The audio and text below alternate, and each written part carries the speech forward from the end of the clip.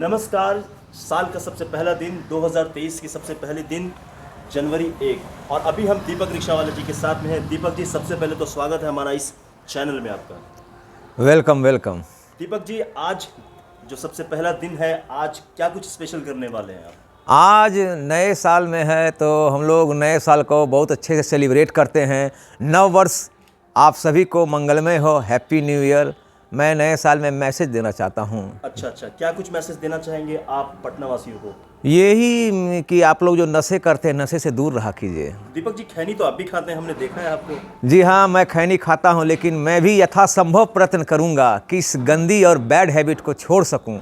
फिलहाल मैं कोशिश, मेरा संघर्षपूर्ण जारी है छोड़ने का। चलिए, ये तो अच्छी बात है कि आप युवाओं को ये कह रहे हैं कि आप नशा छोड़ दें और अच्छी शुरुआत करें। दीपक जी, और क्या हम चाहते हैं कि आप जो है वो हीरो की आवाज़ में, प्रेम चोपड़ा की आवाज़ में जो है, उनकी आवाज़ में आप लोगों को बताएं, हमारे युवाओं को बताएं कि नशे से दूर रहे, तभी एक अच्छे भारत की निर्माण होगी, तभी हमारा देश आगे बढ़ पाएगा। प्रेम चोपड़ा की आवाज़ में आपसे सुनना चाहेंगे। प्रेम नाम है मेरा, प्रेम चोपड़ा। याद रखो, अगर तुम नशा करोगे तो शरीर खोखला हो जाएगा, शरीर में जान नहीं रहेगा। मैं छोटे छोटे बच्चे को देखता हूँ, डाक बंगला में, फ्रेजर रोड में, बोर्डिंग रोड में भीख मांग के चंदा इकट्ठा करते हैं और सुलेशन पीते हैं, गांजा पीते हैं, भांग खाते हैं। ये गलत हैबिट है, याद रखो। नशे में नाश कर देगा, फिरोगे दाने दाने को। नशे में नाश कर देगा, फिरोगे दाने दाने को। कटोरा हाथ में होगा, न दोगा कोई खाने को। क्या बात है दीपक जी, आप तो शायरी के माध्यम से, आप तो बीच में शायरी भी बोल दिए। प्रेम चोपड़ा की आवाज़ तो काफ़ी बखूबी निकालते हैं आप। और किन किन के आवाज़ में आप क्या कुछ मैसेज देना चाहेंगे? अच्छा, एक बात बताइए। जी जी। हमने सुना है कि आप जहाँ रहते हैं वहाँ अपने आस पड़ोस के कुत्तों को भी खाना वाना खिलाते हैं और जी जी। बिस्किट वगैरह खिलाते हैं। एक मिनट, उधर कैमरा उधर कीजिए, थोड़ा दिखाइए इनको कि एक जो पपी है वो कितना आराम से सो रहा है, निफिक्र होके। इसको कोई फिक्र नहीं है कि हाँ गाड़ी आएगी या लोग मारेंगे, कुछ भी नहीं, क्योंकि उनको पता है कि अभी हम जिस जगह पे, वहाँ पे दीपक जी रहते हैं और यहाँ पे कोई इनको परेशान नहीं करे। दो कुत्ते आई थिंक वहाँ गेट के बाहर भी हैं। ये हमेशा यहीं रहते हैं क्या? यहीं पे रहते हैं? हाँ, ये अभी और सब बाहर खेलने गए हैं। अच्छा जी अच्छा। जी। दीपक जी, तो देखते हैं कि जो बच्चे होते हैं या फिर कुछ लोग भी होते हैं, मोटरसाइकिल से धक्का मार देते हैं या फिर पत्थर से मारते हैं कुत्तों को, या फिर आसपास में जो भी पशु हैं उनको। तो इनके बारे में आप क्या कहेंगे कि भाई ऐसा तो नहीं होना चाहिए ना? जी जी जी जी। तो मैं मिथुन चक्रवर्ती, मिथुन दा की आवाज़ में एक मैसेज देना चाहता हूँ। बिल्कुल बिल्कुल, दीजिए। अरे वाह वाह जौनी वाह, याद रख।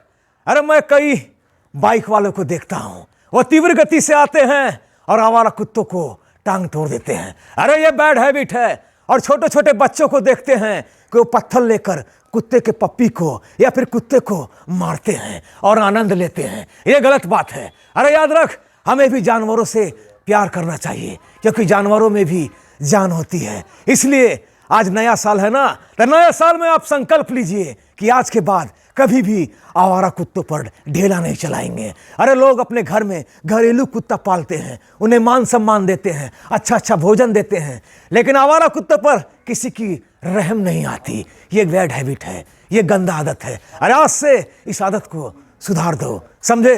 क्योंकि अगर आप नहीं सुधरेंगे तो लोग कैसे सुधरेंगे? क्योंकि जानवरों में भी जान होती है। मुझे देखिए, मैं 100 रुपया कमाता हूँ तो 30 रुपया कुत्तों को खिलाता हूँ।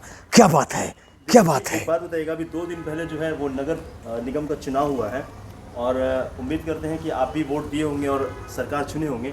तो आप क्या कुछ उम्मीद करते हैं कि हमारी सोसाइटी में क्या कुछ बेहतर होना चाहिए पहले से? सोसाइटी में बेहतर यही होना चाहिए कि सबसे पहले तो वार्ड के हर गली के पोल पर अच्छी लाइट की सुविधा होना चाहिए और स्वच्छ पेयजल भी मिलना चाहिए, सफाई अच्छी तरह से होनी चाहिए और वार्ड में सबसे पहले एक बालिका विद्यालय का निर्माण करवाना चाहिए ताकि लड़कियों को अच्छी शिक्षा मिल सके। जगह जगह कैंप लगाकर मेडिकल चेकअप करवाना चाहिए और हाँ, सभी वृद्धजनों का वृद्धा पेंशन बनवाना चाहिए। अभी भी ऐसे ऐसे बुढ़े लोग हैं जिनका किसी का उम्र गलत है, किसी का आधार कार्ड का नंबर गलत है और उन्हें अच्छा पेंशन नहीं मिल पाता है समय पर। तो मैं वार्ड पार्षद लोगों से यही कहूंगा कि सबसे पहले वो वृद्धा पेंशन बनवाया जाए वृद्ध लोगों को, उसके बाद जरूरतमंद लोगों का राशन कार्ड बनवाया जाए, क्योंकि इस साल नया साल शुरू हो रहा है और 30 दिसंबर को आपने नगर निकाय का चुनाव जीता है बैडमैन।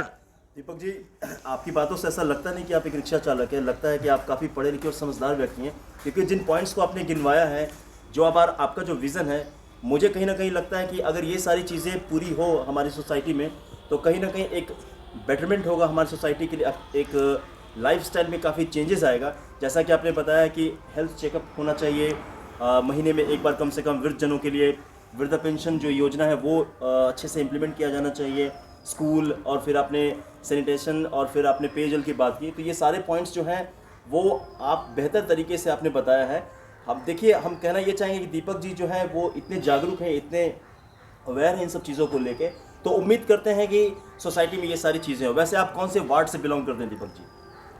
मैं तो वार्ड नंबर 26 से बिलोंग करता हूँ। मैं तो वार्ड नंबर 26 से बिलोंग करता हूँ।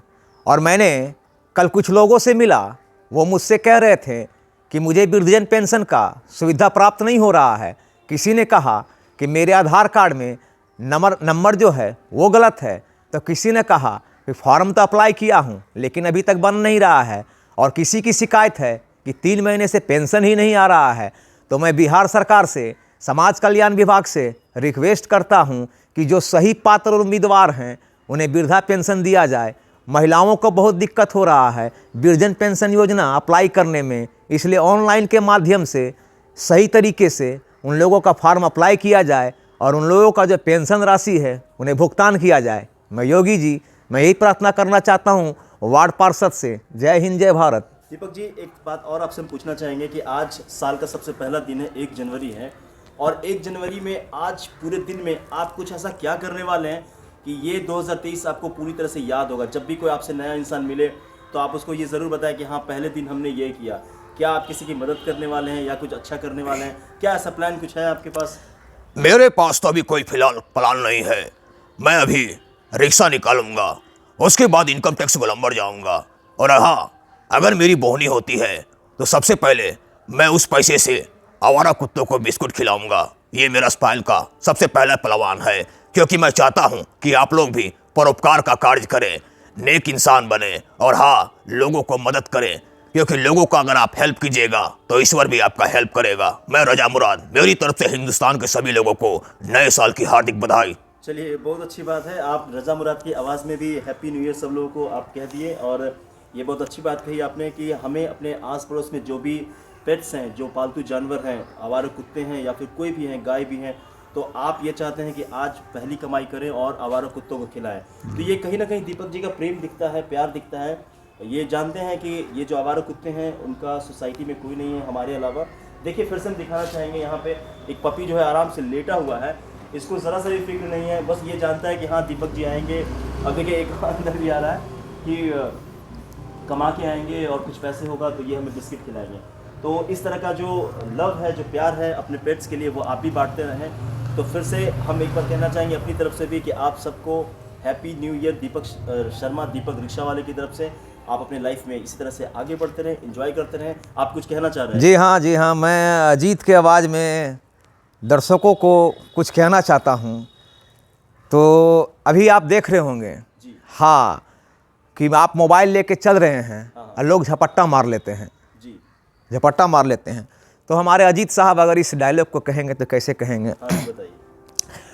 Relax Mona darling, don't be silly. याद रखो, तुम कहीं भी घूमने जा रही हो और किसी का फोन आ जाता है, जैसे तुम्हारे परिचित का या फिर तुम्हारे सगे संबंधी का, तो अपना मोबाइल उस समय निकाल कर क्लिक किया करो जहां सेफ्टी हो, क्योंकि तुम जानती नहीं हो कि झपट्टा मार यानी कि मोबाइल स्नेचर लोग, असामाजिक तत्व इतने एक्टिव हो गए हैं कि पलक झपकते ही मोबाइल चुरा के चले जाते हैं और बाद में फिर हमें कंप्लेन कराना पड़ता है और कोई फ़ायदा भी नहीं होता है। इसलिए मोबाइल का उपयोग उसी जगह पे किया करो जहां आप सेफ जोन में हैं। इससे क्या होगा, आपका मोबाइल भी सेफ रहेगा और आप भी सेफ रहेंगे। दीपक जी, चलिए, अच्छा मिला आपसे मिलकर, और आज भी कुछ नया चीज़ करने वाले हम लोग भी लाइफ में एक्सपोजर लेने वाले हैं। तो वंस अगेन हम अपने को कहना चाहेंगे कि हैप्पी न्यू ईयर और नया साल आपको मुबारक हो। जी, थैंक यू जी। So much.